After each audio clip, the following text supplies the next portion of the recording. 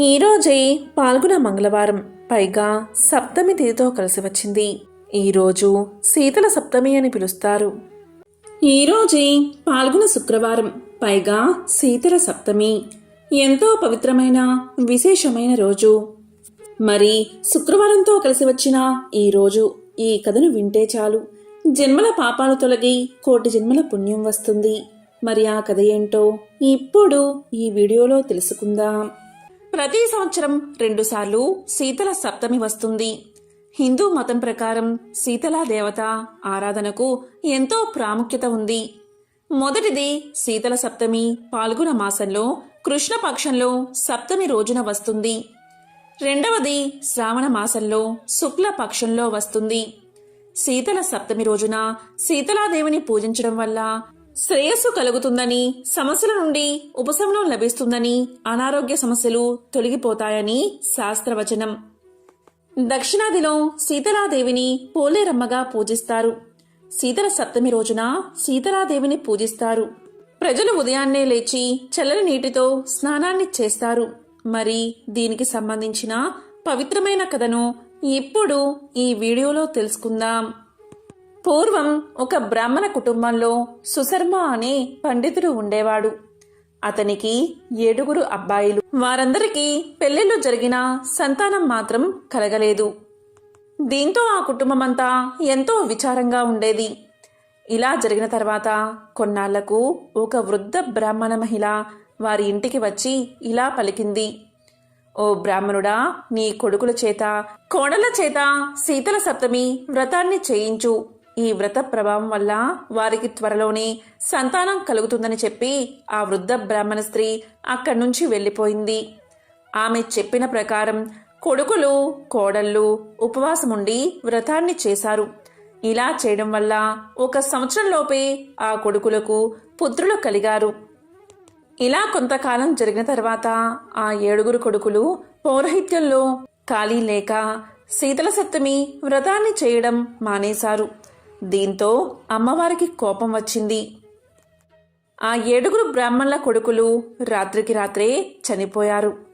దీంతో కోడళ్ళు లబోదిబోమంటూ జరిగిన సంగతి భర్తలకు వివరించారు.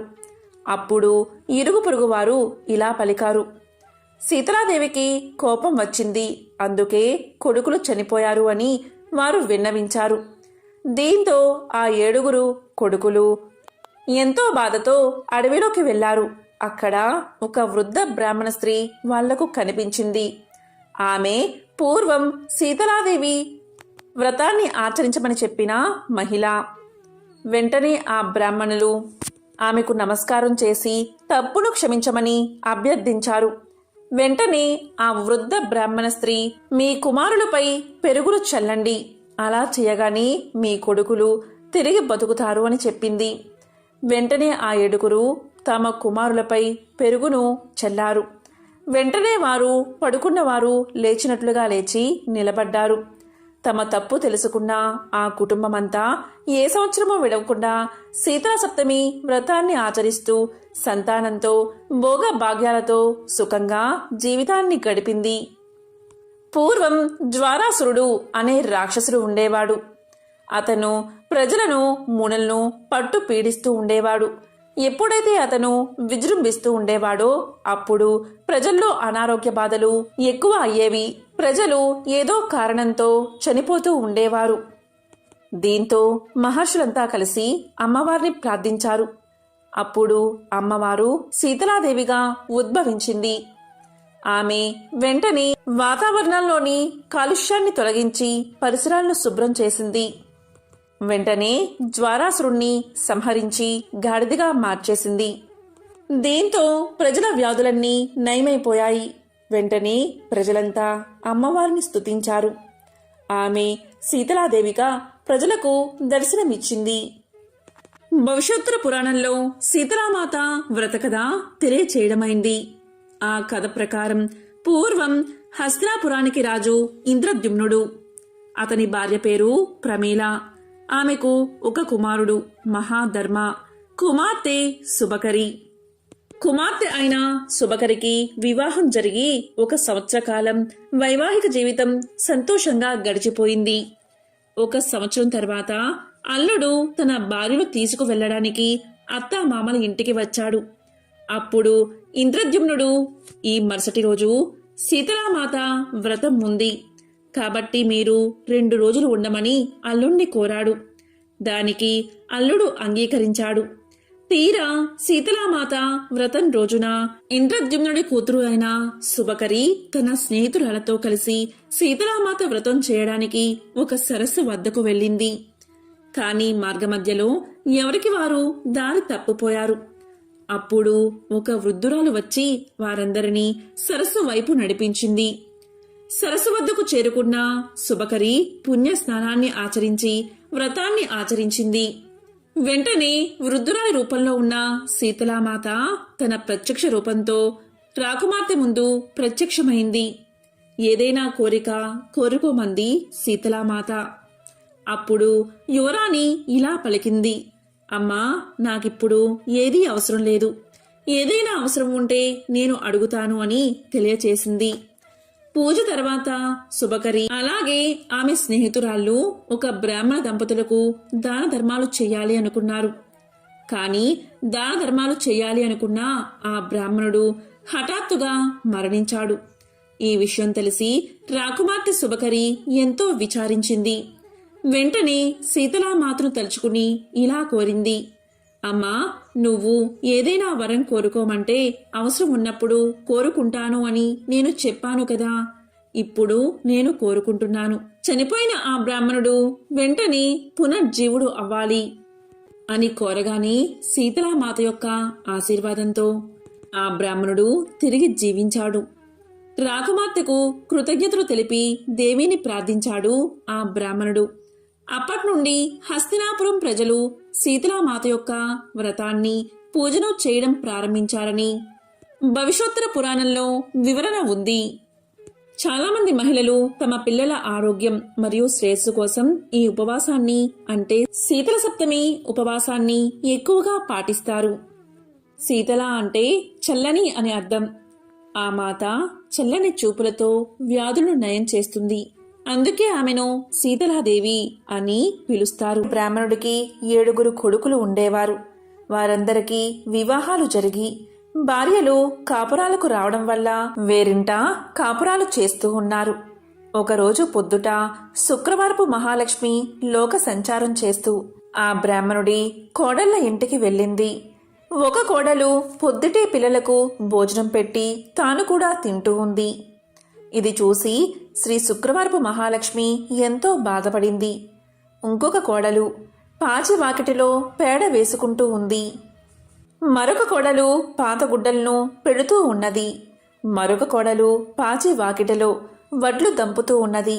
మరొక కోడలు పాచి వాకిలి అందే పిల్లలకు తలంటి తాను కూడా తలంటుకుంటూ ఉంది. ఈ విధంగా 6 కోడళ్ళు చేయడం చూసి శుక్రవారపు మహాలక్ష్మి వారి ఇళ్లకు వెళ్ళక పెద్ద కోడలు ఇంటికే వచ్చింది. పెద్ద కోడలు ఆ సమయంలో ఇల్లు అలుక్కుని వాకిట కల్లాపు చల్లి స్నానం చేసి పసుపు రాసుకుని బొట్టు పెట్టుకుని కట్టుకున్న బట్ట భర్తకు ఇచ్చి తాను తలుపు వెనుక కూర్చుని ఉన్నది. అక్కడగల శుభ్రతకు మెచ్చుకున్న శుక్రవారపు మహాలక్ష్మి అరుగు మీద కూర్చుని ఇలా పలికింది, అమ్మాయి, బయటకి ఒకసారి రావమ్మా అని పలికింది. దానికి పెద్ద కోడలు లోపల నుంచి ఇలా సమాధానం చెప్పింది, అమ్మా, నేను రావడానికి వీలులేదు. మేము చాలా పేదవారం. మాకు ఒకటే బట్ట ఉండడం వల్ల దానిని నా భర్తకు ఇచ్చి యాయావారానికి పంపాను. నా భర్త వచ్చే వరకు నేను ఇక్కడే కూర్చుంటాను అని సమాధానం చెప్పింది. అప్పుడు శుక్రవారపు మహాలక్ష్మి తన బట్టలో సగం ఆమెకు కట్టబెట్టి తనకు ఒక సోలెడు బియ్యం వార్చి పెట్టమని కోరింది. అందుకు పెద్ద కోడలు ఎంతో బాధపడి, అమ్మా, నా భర్త వచ్చే వరకు ఇంట బియ్యం ఉండవని సమాధానం చెప్పింది. అప్పుడు శుక్రవారపు మహాలక్ష్మి ఇలా పలికింది, అమ్మా, నీవు శుక్రవారపు మహాలక్ష్మి మా ఇంటికి వచ్చింది. ఆమెకు ఈ సరుకులు కావాలని వర్తకులకు చెప్పి కావలసినవి తెచ్చుకోమని చెప్పి ఆ బ్రాహ్మణ స్త్రీని పంపించింది. దాంతో పెద్ద కోడలు శుక్రవారపు మహాలక్ష్మి చెప్పిన ప్రకారం కోమటి ఇంటికి వెళ్ళి తన ఇంటికి శుక్రవారపు మహాలక్ష్మి వచ్చిందని తెలిపి పప్పు, బియ్యం, మిగతా వంటకు కావలసిన పదార్థాలన్నీ ఇమ్మని కోరగా అతడు వాటన్నిటినీ ఇచ్చాడు. తరువాత పెద్ద కోడలు శుక్రవారపు మహాలక్ష్మి చెప్పిందని తెలుగువాని దగ్గరకు వెళ్ళి మా ఇంటికి శుక్రవారపు మహాలక్ష్మి వచ్చింది, ఆమెకు ఈ పదార్థాలు కావాలని తెలుగులవాణ్ణి కోరగా తెలుగులవాడు తెలగపిండిని, నూనెను ఇచ్చాడు. ఆ తరువాత పెద్ద కోడలు కంచెల దగ్గరకు వెళ్ళి కంచెల దగ్గర శుక్రవారపు మహాలక్ష్మి మా ఇంటికి వచ్చింది, ఆమెకు ఈ పదార్థాలు కావాలని కోరగా కంచరి ఇంటి దగ్గర పాత్ర సామాగ్రిని ఇచ్చాడు. తరువాత పెద్దగోడలు సాలెవాని దగ్గరకు వెళ్ళి మా ఇంటికి శుక్రవారపు మహాలక్ష్మి వచ్చింది, ఆమెకు ఈ పదార్థాలు కావాలని కోరగా సాలివాడు మంచి మంచి బట్టలను పెద్ద కోడలకు అందజేశాడు. దాంతో పెద్ద కోడలు ఇంటికి వెళ్లి 4 పిండి వంటలతో అవకాయ పచ్చలతో శుక్రవారపు మహాలక్ష్మికి వడ్డించింది. అంతలో ఆమె భర్త ఎడమూట పెడమూటలతో సంతోషంగా ఇంటికి వచ్చాడు. ఆ రోజు అతనికి సంతృప్తికరంగా యాయావారం దొరికింది. అతనికి పెద్ద కోడలు భోజనం వడ్డించగా దాన్ని పోంచేసి ఇవి ఎక్కడ్నుంచి వచ్చాయి అని అడిగాడు. ఆమె తమ గృహానికి శుక్రవారపు మహాలక్ష్మి వచ్చిందని తెలియజేసింది. అంతలో శుక్రవారపు మహాలక్ష్మి తానింక వెళ్తాను అని చెప్పగా పెద్ద కోడలు అమ్మా ఈరోజు రాత్రి భోజనం చేసి వెళ్దూగాని అని కోరింది. దానికి శుక్రవారపు మహాలక్ష్మి అంగీకరించి రాత్రి భోజనమైన తర్వాత నేను వెళ్తాను అని చెప్పగా అప్పుడా బ్రాహ్మణ స్త్రీ అమ్మా ఇంత చీకట్లో ఎక్కడికి వెళ్తావు, రేపటి ఉదయమే వెళ్దూగానిలే అని పలకగానే దానికి శుక్రవారపు మహాలక్ష్మి సమ్మతించి నిద్రపోయి కొంత రాత్రికి లేచి తనకు కడుపు నొప్పుగా ఉన్నదని తెలియచేసింది. బయటికి వెళ్లి వస్తానని చెప్పగా అందుక బ్రాహ్మణ స్త్రీ చీకటిలో వీధిలోకి వెళ్లవద్దు అని ఓ మూలన కూర్చోమని చెప్పింది. మహాలక్ష్మి అదేవిధంగా 4 మూలలోనూ కూర్చుని తెల్లవారే వేళకు మాయమైపోయింది. ఆ బ్రాహ్మణ స్త్రీ నిద్ర మేల్కోగాని ఇల్లు బాగు చేయడానికి చీపుణ్ణి చేతబట్టి గది యొక్క 4 మూలలా చూసింది. 4 మూలల్లోనూ 4 బంగారు కుప్పలు ఉండడం చూసి ఆమె ఎంతో ఆనందం చెంది భర్తకు ఆ విషయాన్ని తెలియజేసింది.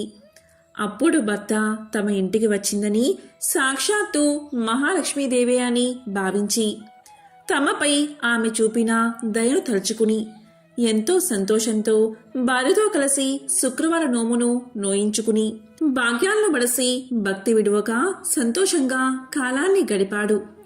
ఇదే శ్రీ శుక్రవారపు లక్ష్మీ కథ. ఎవరైతే ఈ కథను భక్తి శ్రద్ధలతో వింటారో లేక చదువుతారో వారికి దరిద్ర బాధలు తొలగి సకల ఐశ్వర్యాలు కలుగుతాయి. ధనం మూలం ఇదం జగత్ అనేది అందరికీ తెలిసిన విషయమే.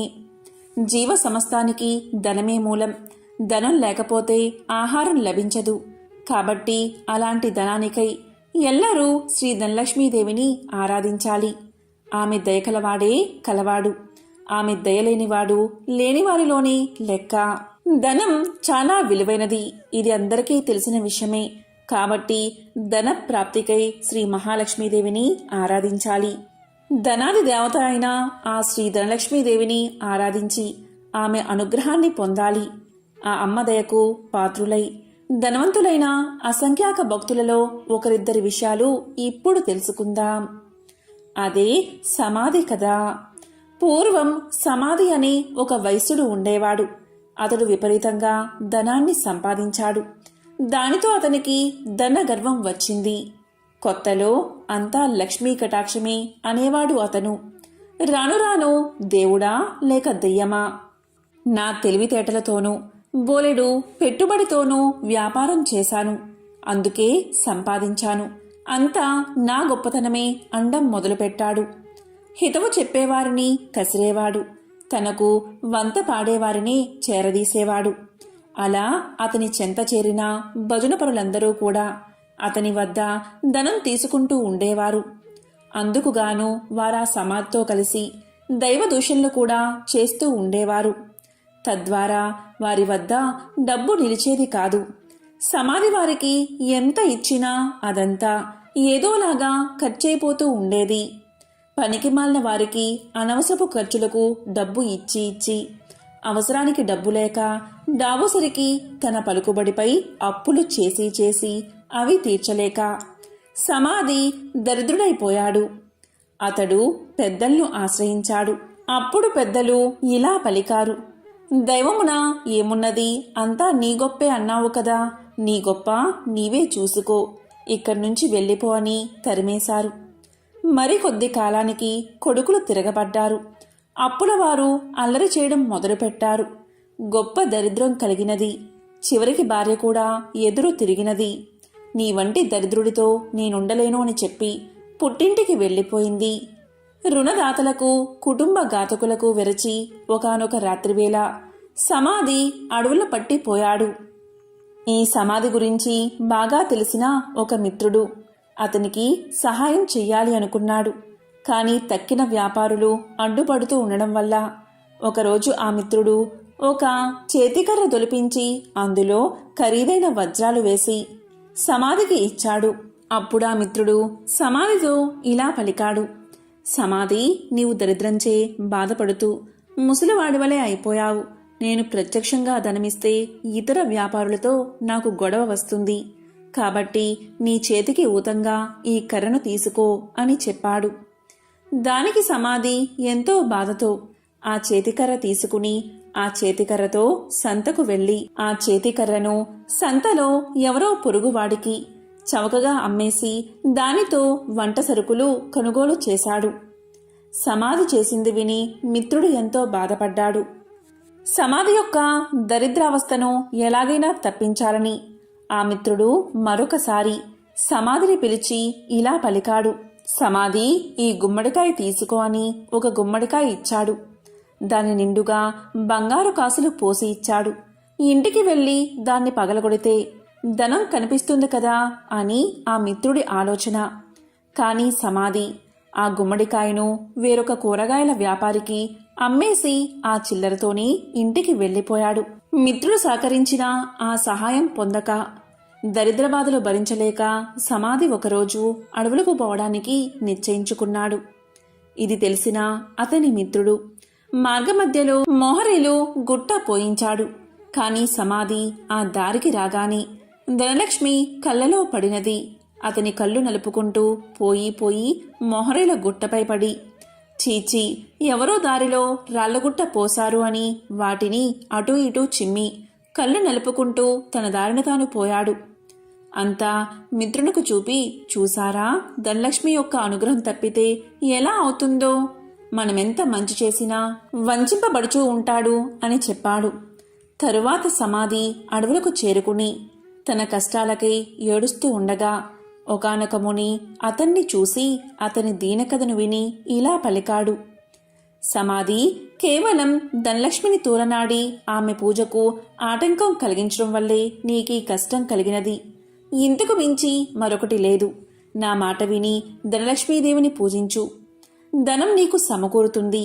ఆమె బీజమునే జపించు అని పలికి మంత్ర బీజాన్ని చెప్పి జప విధానం చెప్పి మహర్షి వెళ్ళిపోయాడు. సమాధికి మరొక మార్గమేది కనబడకపోవడం వల్ల గతిలేని వాడై ఆ మంత్రాన్ని జపించసాగాడు. అలా చేయగా చేయగా ఒకనాడు అతని భార్య ఆ అడవిలోనే తారసపడినది. పెళ్లి చేశాక భర్త సజీవుడై ఉండగా ఆడది పుట్టింట ఉండరాదు. కష్టమో సుఖమో భర్తతోటే లోకం.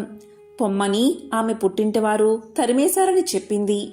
ఆమె తనతో తెచ్చిన స్వల్ప ధనాన్ని సమాధికి ఇచ్చి క్షమించమని కోరింది. అతి త్వరలో దీపావళి రాబోవుచుండడచే సమాధి ఆదనంతో నగరానికి వెళ్లి తగు సామాగ్రలు కొని అదేవిధంగా పురోహితుడికి క్షమాపణ చెప్పుకుని తనతో పాటు అడవులకు తీసుకువచ్చాడు. దీపావళి రాత్రి యథావిధిగా యథాశక్తిగా ధనలక్ష్మీ పూజను చేసుకున్నాడు సమాధి. దానితో సంతృప్తిగా శాంతించిన ధనలక్ష్మి సమాధిని అనుగ్రహించింది.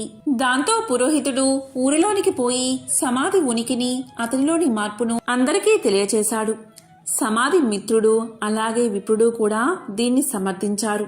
అవును, అమ్మవారిని కించపరచడం వల్లే అతనికి ఇటువంటి గతి పట్టింది కాని సమాధి చెడ్డవాడు కాడు అని మరీ చెప్పగా ఇతర వ్యాపారులు కూడా ఆలోచించి సమాధిని తిరిగి ఊరిలోకి పిలిచారు. మిత్రులు ఇచ్చిన పెట్టుబడితో సమాధి మరలా వ్యాపారాన్ని ప్రారంభించి నిత్యము ధనలక్ష్మీదేవిని పూజిస్తూ ఆ తల్లి అనుగ్రహం వల్ల అతని వ్యాపారం అభివృద్ధి చెందడం వల్ల తిరిగి కోటీశ్వరుడుగా మారి సకల సౌభాగ్యాలతో తులతూగుతూ ఉన్నాడు. కాబట్టి ఎవరైతే ప్రతి గురు శుక్రవార రోజుల్లోనూ అష్టమి, నవమి, దశమి, పౌర్ణమి తిథులయందు ఆ అమ్మవారిని పూజించి ఈ కథను వింటే ధనలక్ష్మీదేవి యొక్క అనుగ్రహానికి పాత్రులు అవుతారు. ఈ కథ విన్నా చదివినా సర్వశుభాలు చేకూరతాయి. ఇదే ధనలక్ష్మీదేవి యొక్క కథ. త్రిలోక సంచారి అయిన నారద మునికి ప్రతిదీ తెలుసుకోవాలనే ఆతృత ఉంటుంది. ఇది మనందరికీ తెలిసిన విషయమే. అదేవిధంగా నారదముని ఒకసారి ఆతృతగా లక్ష్మీదేవిని ఇలా అడుగుతాడు.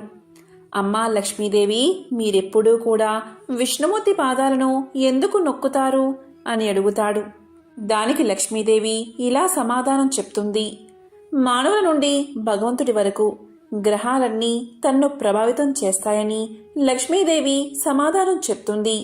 ఈ గ్రహాల చెడు ప్రభావం శ్రీహరి పాదాలను నొక్కడం ద్వారా ముగుస్తుంది. కాబట్టి ఆమె తన శ్రీహరి పాదాలను నొక్కుతుంది అని సమాధానం చెప్తుంది.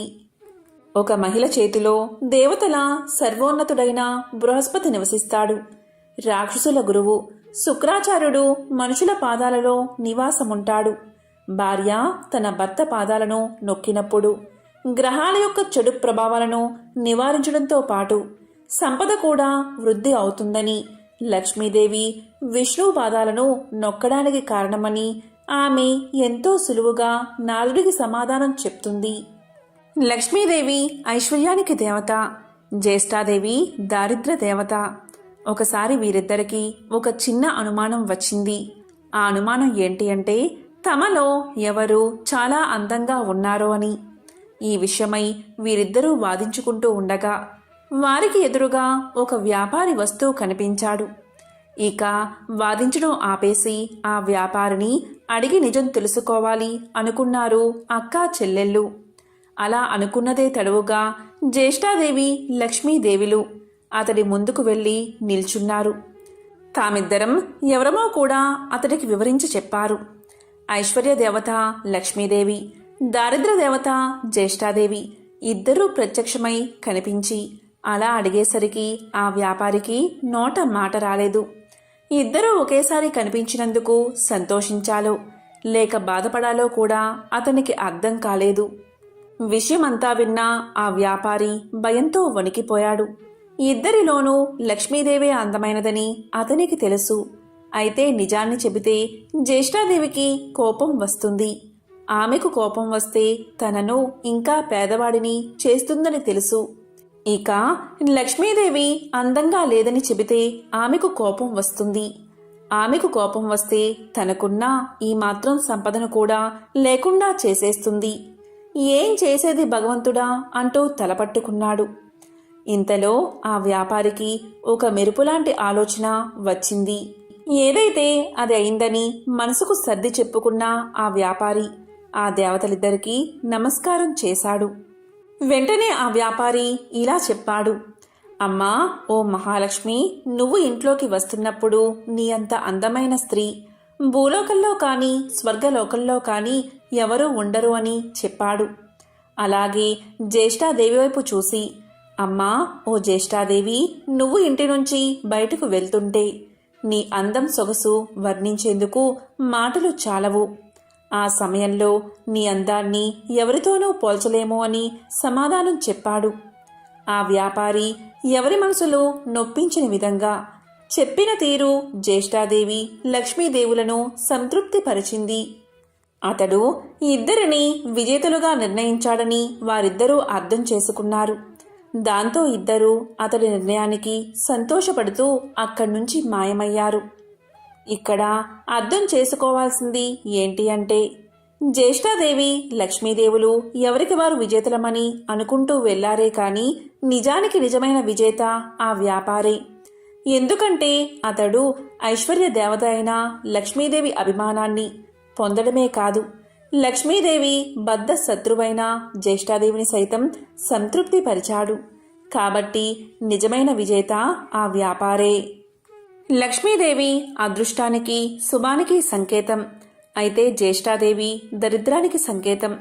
పురాణాల ప్రకారం లక్ష్మీదేవి జ్యేష్ఠాదేవులు ఎవరు ఎక్కడ ఉండాలి అనే విషయం గురించి చర్చలు మొదలవుతాయి.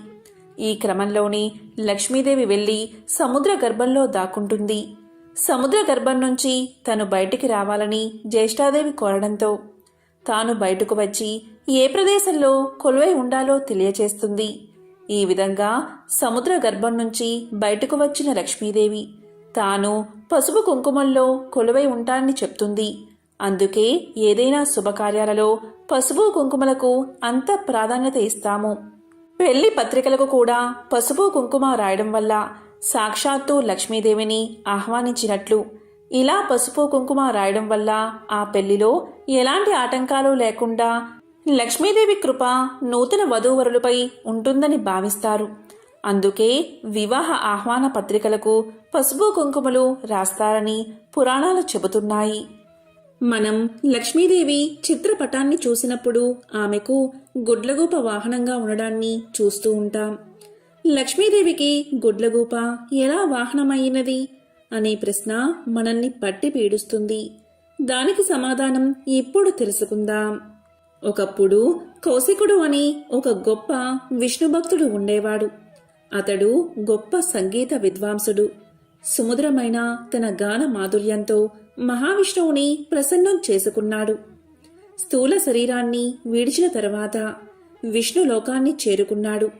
శ్రీహరి తన ప్రియభక్తుణ్ణి స్వాగతించి అతని గౌరవార్థం అంతరంగిక సంగీత సభ ఒకటి ఏర్పాటు చేశాడు. ఆ సభలో దేవర్షి నారదుడికి ప్రవేశం లభించలేదు. తుంబురుడికి సకల మర్యాదలతో స్వాగతం చెప్పారు. తనకు ప్రవేశం లేకపోవడం అటుంచి తన ప్రత్యర్థి అయిన తుంబురుడికి స్వాగత సత్కార్యాలు లభించడం చూసిన నారదుడు ఎంతో మండిపడ్డాడు. అయినా తమాయించుకుని లక్ష్మీదేవి మందిరంలోంచి లోనికి పోవడానికి ప్రయత్నం చేశాడు. అక్కడ కూడా లక్ష్మీదేవి యొక్క చెలికత్తెలు నారదుడికి అడ్డుపడ్డారు. దానితో ఎంతో కోపగించిన నారదుడు మహాలక్ష్మిని శపించాడు. అది తెలిసిన వెంటనే లక్ష్మీనారాయణులు నారదుని ముందు ప్రత్యక్షం అయ్యారు. తమను మన్నించమని వేడుకున్నారు. అప్పటికి నారదుడి కోపం శాంతించింది. తన తొందరపాటుకు పశ్చాత్తాపం మొదలైనది. శరీరమంతా చెమటలు పట్టాయి. కీలరిగి వాత పెట్టడం బాగా తెలిసిన నారాయణుడు చేసిన దానికి సిగ్గుపడుతున్న నారదుణ్ణి చూసి ఇలా పలికాడు. నారదా, నీ కోపం కారణం నాకు తెలుసు. నిజానికి భక్తి జ్ఞానములయందు శీలవత్తములయందు తుంబురుడు నీకన్నా కపటి కాడు, గర్విష్ఠుడు కాడు. కపట భక్తిని ప్రదర్శించేవారు ఎన్ని తీర్థాలు సేవించినప్పటికీ వ్యర్థం. భక్తి శ్రద్ధలతో నన్ను కొలిచేవారికి అవశ్యం వశుడనే. సంగీతం చేత నన్ను చేరవచ్చునని చాటి చెప్పడానికే కౌశిక తుంబురులను నేను సత్కరించాను. నీ శాపానికి ఏమీ బాధపడకు, లోకహితమే జరుగుతుంది, చింతించవద్దు అని చెప్పాడు నారాయణుడు. నారదునికి అప్పటికి జ్ఞానోదయమైనది. ఓ దేవదేవా, నా తప్పులను క్షమించు. అవివేకి వలె ప్రవర్తించాను, నన్ను కాపాడు. తుంబురా, కౌశికుల వలె సంగీతంలో మేటినైతే ఇంతటి విపరీతం జరిగి ఉండేది కాదు కదా అంటూ కట్టెలు తెంచుకుని ప్రవహిస్తున్న కన్నీటి వరద మధ్య నారదుడు నారాయణుడి పాదాల మీద పడ్డాడు. భక్తుని పశ్చాత్తాపం భగవంతుడి హృదయాన్ని కరిగించింది. తన దివ్య హస్తాలతో నారదుణ్ణి పైకి లేపాడు నారాయణుడు. ధైర్యాన్ని చెప్పాడు. సంగీతం నేర్చుకోవాలన్న కుతూహలం నిజంగా ఉంటే తాను చెప్పినట్లు చెయ్యమన్నాడు. ఉత్తరాన మానస సరోవరానికి అవతల ఒక పర్వత శిఖరముంది. దానిమీద ఒక దివాంతం ఉంది. ఆ ఉలూకాపతికి శుశ్రూష చేసి సంగీతంలో మేటిమి కమ్మని దీవించాడు నారాయణుడు. దీంతో నారదుడు శ్రీమన్నారాయణుడికి కృతజ్ఞతలు ప్రకటిస్తూ చేతులు జోడించిన నారదుడు సెలవు పుచ్చుకున్నాడు. వెంటనే మనోవేగంతో మానస సరోవరం చేరుకున్నాడు. కమ్మని సంగీతం అస్పష్టంగా వినిపిస్తుంది. తెరలు తెరలుగా వస్తున్న ఆ గాన మాధుర్యాన్ని పట్టుకుని ఆవలగిరి శిఖరం చేరాడు నారదుడు. గంధర్వ, కిన్నెర, కింపురుష, అప్సరసాదులెందరో అక్కడ సంగీతాభ్యాసం చేస్తున్నారు. వారి మధ్య గురుపీఠం మీద దివ్యకాంతులతో ప్రకాశిస్తున్న గానబంధు నారదుణ్ణి చూడగానే వినయంతో ఆసనం దిగి ఎదురు వెళ్ళాడు. ఆనందంగా ఆసనం చూపి కుశల ప్రశ్నలు వేశాడు. ఎందుకు వచ్చాడో కారణం చెప్పమని ప్రార్థించాడు. నారదుడు గానబంధు వినయానికి, సంగీత పాఠవానికి ఆశ్చర్యపోయాడు. తనకు తెలియని ఈ సంగీతవేత్త ఎవరని ఆలోచనలో పడ్డాడు. అతడు ఎవరైతేనేం, తనకు కావలసినది సంగీత విద్య. ఉలూకాపతికి నమస్కారం చేసి జపతపాదులకు సాధ్యం కాని శ్రీహరిని తుంబుర కౌశికులు గాన మాధుర్యంతో వశం చేసుకున్నారని, తనకు అలాంటి దివ్యగాన విద్యను ప్రసాదించమని వేడుకున్నాడు. గానబంధు అంటే ఉలూకాపతి. నారదుడి ఆంతర్యం గ్రహించి ముందు తానెవరో వివరించసాగాడు. ఓ నారద మహర్షి, నేను చెప్పేది శ్రద్ధగా వినండి. పూర్వం భువనేశుడు అనే రాజు ఉండేవాడు. అతడు చాలా జాలిగుండె కలవాడు, ధర్మవర్తనుడు. సంప్రదాయానుసారం ధర్మకార్యాలన్నీ క్రమం తప్పకుండా నిర్వహించేవాడు. అటువంటి ఉత్తమ పాలకుడు సంగీతాన్ని మాత్రం నిషేధించాడు. ఎవరైనా గానాలాపన చేస్తే మరణశిక్ష విధించమని మంత్రులకు తెలియచేశాడు. భగవంతుణ్ణి కూడా భక్తి గీతాలతో స్తుతించకూడదని చాటింపు వేయించాడు. ఒకరోజు హరిమిత్రుడు అనే భక్తుడు రాజు ఆజ్ఞను మర్చిపోయి భగవంతుణ్ణి కీర్తిస్తూ గానం చేశాడు. ఆ గాన మాధుర్యంలో మునిగిపోయిన ప్రజలు కూడా పాడకూడదు అన్న విషయాన్ని మర్చిపోయారు. వెంటనే రాజభటులు వచ్చారు. హరిమిత్రుణ్ణి రాజు ముందు నిలబెట్టారు. రాజు ఆలోచించాడు. పాడినవాడు బ్రాహ్మణుడు. బ్రహ్మహత్య మహాపాపం, మరణశిక్షతో సమానమైనది రాజ్య బహిష్కరణ. ఇలా ఆలోచించి హరిమిత్రుడి సంపదనంతా స్వాధీనం చేసుకుని రాజ్యం నుంచి వెళ్ళగొట్టాడు రాజు. కాలచక్రం తిరగడం మానదు కదా. కొంతకాలానికి రాజు మరణించాడు. పుట్టిన ప్రతి ప్రాణి గిట్టక తప్పదు. అలాగే గిట్టిన ప్రాణి కూడా పుట్టక తప్పదు. నరుడిగా మరణించిన రాజు గుడ్లగోపగా జన్మించాడు. దివాంద జన్మ కాబట్టి రాత్రులందే ఆహారం సంపాదించుకోవాలి. తిండి ఒక సమస్యగా తయారైనది. పురాకృత దోష ఫలితం కాబోలు. ఒకసారి 4 రోజులైనా ఆహారం దొరకలేదు. ఆకలి దుర్లభమైపోయినది. చివరికి మరణాన్ని ఆహ్వానించాడు. అతడు పూర్వజన్మలో చేసుకున్న సుకృతం వల్ల మరణదేవత యమధర్మరాజు వచ్చి ఎదురుగా నిలబడ్డాడు. ప్రాణం తీయకుండా ఎదురుగా నిలబడ్డ యముణ్ణి చూసి, ధర్మరాజా, ఎందుకు ఈ విధంగా నన్ను బాధపెడుతున్నావు? నేను గత జన్మలో రాజుగా ప్రజలపై ఎంతవరకు దయాదాక్షిణ్యాలు చూపించాలో అంతవరకు చూపించాను. నీవెందుకు నాపై దయ చూపవు అన్నాడు భువనేశుడు. దివాంద స్థితికి యమధర్మరాజు ఎంతో జాలిపడ్డాడు. తాను చేసిన తప్పేమిటో తెలియకుండా ఎవరైనా శిక్ష అనుభవించడం ధర్మం కాదు కదా. తెలిసినప్పుడే కదా పశ్చాత్తాపం కలిగేది. అలా ఆలోచించి అసలు విషయం చెప్పాడు యమధర్మరాజు. దివాందమా, నీవు రాజుగా ఉన్నప్పుడు అనేక సత్కార్యాలు చేసిన మాట నిజమే. కాని పరమాత్ముణ్ణి వేద మంత్రాలతో మాత్రమే స్తుతించాలని శాసించడం నీ మూర్ఖత్వం.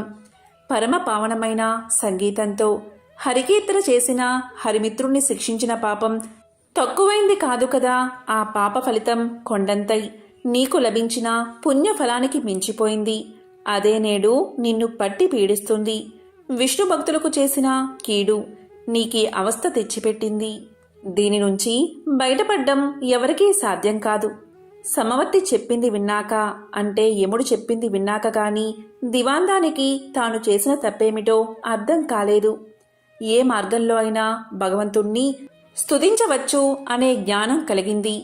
చేసిన తప్పుకు క్షమించి ఎలా అయినా బయటపడే మార్గం చూపించమని ధర్మదేవత పాదాల మీద పడ్డాడు. దీంతో యముడి హృదయం కూడా ద్రవించింది. ఉలూక రాజా చేసిన తప్పుకు శిక్ష అనుభవించక తప్పదు. దేనికి మించిన శిక్ష అనుభవించినచో శిక్షాకాలం తగ్గుతుంది. అంగీకరిస్తే ఆ గుహలోనికి రా. అందులో నీ గత జన్మ దేహముంది. అందుండి రోజుకు కొంత మాంసాన్ని చీల్చుకుని భక్షించు. అది పూర్తయిన తర్వాత నీకు శుభం కలుగుతుంది అని దీవించి వెళ్ళిపోయాడు. ఓ మహర్షి, ఆ దురదృష్టవంతుణ్ణి నేనే. ఆ తరువాత నేనొక రోజున నా శవం వద్ద కూర్చుని ఉండగా దివ్య తేజస్వి అయిన ఒక బ్రాహ్మణుడు రథంలో పోతూ నా ముందున్న శవాన్ని చూసి రథాన్ని ఆపాడు. దగ్గరకొచ్చి చూసి, ఇది భువనేశుని కాయం వలె ఉన్నది. ఇది ఇక్కడెలా పడి ఉన్నది? దీన్ని ఈ పక్షి తినడమేమిటి అంటూ ఆశ్చర్యాన్ని ప్రకటించాడు.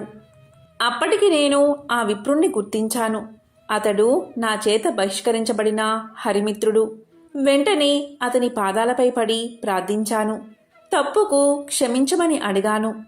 దుఃఖాశ్రువులు నేల రాలుతూ ఉండగా యమధర్మరాజు తెలియచేసిన విషయమంతా వివరించాను. హరిమిత్రుడు అది విని చలించిపోయాడు. తన అంతరంగ భావమునకు అనుగుణంగా ఇలా పలికాడు. నీ బాధలు చూస్తుంటే నాకెంతో విచారం కలిగింది. నీవు నా ఎడల చూపిన కాఠిన్యం నేను ఆ రోజునే మర్చిపోయాను. నీవు అనుభవించిన బాధ ఇక చాలు. ఈ క్షణం నుంచి నీకు బాధన్నది లేకుండా ఉండుగాక. గొప్ప సంగీత విద్వాంసుడివై లోకంలో ఉత్తమ సంగీత విద్యను బోధిస్తావు కాక అంటూ అతడు నా కృతజ్ఞతను స్వీకరించి వైకుంఠానికి వెళ్ళిపోయాడు. అతని దీవెనలు ఫలించి నేను ఇలా ఉన్నాను అంటూ గానబంధు తన కథంతా వివరించాడు. ఆ తరువాత నారదుడు గానబంధు విద్వాంసుని శిష్యుడయ్యాడు. తొలి రోజుని సంగీతం ఎలా నేర్చుకోవాలో అనే విషయం మీద పాఠం చెప్పాడు. సంగీతం ఒక దివ్య కళ అన్నాడు. తపంతో కాని తామసంతో కాని అది పట్టుబడదు అన్నాడు. కళ కోసం జీవితాన్ని అర్పించాలి అన్నాడు. కష్టపడి నిరంతరం సాధన చేస్తే ఎవరైనా అపురూపమైన ఈ కళలో ఆధిక్యం సాధించవచ్చు అన్నాడు. గౌరవభావం మొహంలో ఉట్టిపడుతూ ఉండగా వినయంగా తలవంచుకుని ఆలకించాడు నారదుడు. ఆ సాధన అలా 1000 ఏళ్లు గడిచాయి. కఠోరమైన దీక్షతో నారదుడు 3 లక్షల రాగాలలో మంచి ప్రావీణ్యం గడించాడు. సహపాఠులంతా పొగిడేస్తుంటే సంగీతంలో ఇక తనకు తిరుగులేదనే గర్వంతో ఉబ్బిపోయాడు. అమిత ఆనందంతో గురువును చేరి కృతజ్ఞతలు చెల్లించాడు. గురుదక్షిణ చెల్లిస్తాను, ఏమి కావాలో సెలవివ్వమన్నాడు. ఎంతటి కోరికైనా సంశయించవద్దు అన్నాడు. శిష్యుడి పలుకులు విన్న ఆ గురువు ఎంతగానో సంతోషించాడు. ఓ మహర్షి, దేవశులైన మిమ్మల్ని నేనేమి కోరగలను? దివాందమునకు కావలసిన అవసరాలు ఏముంటాయి? శిష్యుడివి అయినందున ఏదో ఒకటి కోరుకోక తప్పదు. ఈ ధరాతలం నిలిచి ఉండే వరకు సంగీత కళతో పాటు నేను సైతం లోకంలో గుర్తుండేలా వరాన్ని ప్రసాదించు అని తన మనసులోని మాటను బయట పెట్టాడు. అప్పుడు నారదుడు విశాలంగా నవ్వాడు. ఓ గురువర్యా, ఇది మరీ చిన్న కోరిక. ఈ చిరు కోరిక మీకున్న సంగీత పాండిత్యం తీర్చగలదు. శిష్య ప్రశిష్య కోటి వలన భూతలమున సంగీత కళ నిలిచి ఉన్నంత వరకు మీ కీర్తికి అంతులేదు.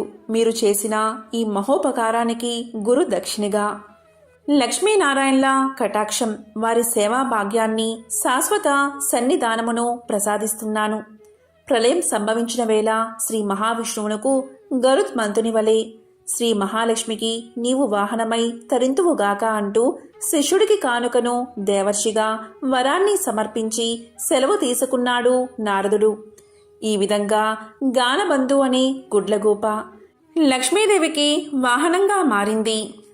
ఎవరైతే ఈ కథలను వింటారో లేక చదువుతారో వారికి శ్రీ మహాలక్ష్మీదేవి యొక్క అనుగ్రహం, కరుణా కటాక్షాలు తప్పకుండా కలుగుతాయి. రుణ సమస్యలు తొలగి లక్ష్మీ కటాక్షం కలుగుతుంది. ఓం శ్రీ మహాలక్ష్మీయే నమః. ఓం నమో నారాయణాయ. ఓం శ్రీ మాత్రే నమః. ఓం నమః శివాయ.